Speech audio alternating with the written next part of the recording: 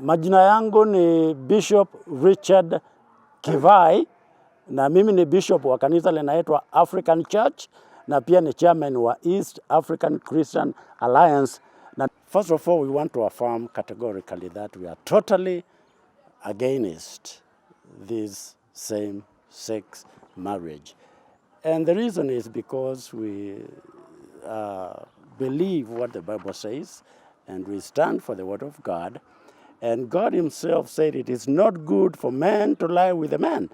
So we totally deny this practice. So what happens when a man marries another man?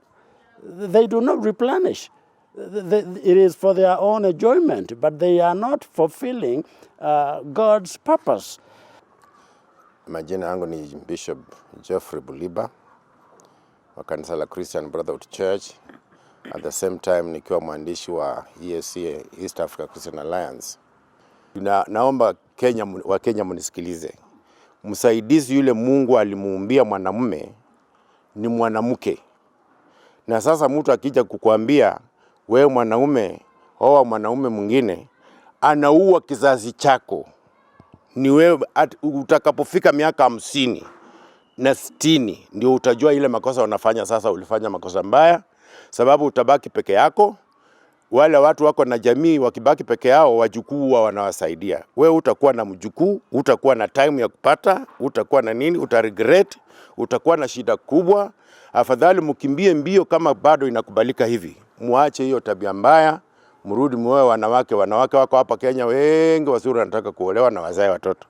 Na nyinyi wanawake ambao mnataka kuoana nyinyi wenyewe, kujeni kwa wanaume, mtazaa, mtapata, jina lenu litabaki dunia hii milele na milele. Lakini kama wewe unaoa mwanamke mwenzako, mtakufa tu hivyo. Kitu ambayo imefanyika katika Kenya hii ama katika ulimwengu wa sasa is too much freedom. Hii too much freedom imeingia shuleni, imeingia wapi hata kwa nyumba. Mume na mke, bibi ana heshima kwa mume wake naye wakati mlianza media ilianza kusaidia mtoto wa kike, walisahau mtoto wa kiume. Sasa hata saa hii tangu aanze kufanya hiyo, mtoto wa kiume saa hii hajui bibi ni nini, anajua tu bibi ni kulala na yeye peke yake. Kwa sababu wale wazazi ambao wanakuja kureplace sisi wako wapi?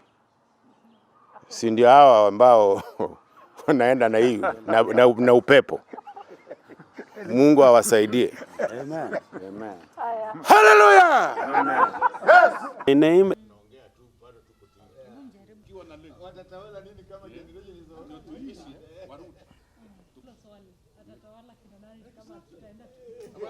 watakuja sio kutawala watu, wanatakana waamuke, maana mahali tumeshaelekezwa ni pabaya sana. Kwa sababu Sodom and Gomorrah, okay, I'm right, naweza kuagi na yangu, kwa sababu hiyo yako ni mtu tu amekuambia kwa barabara.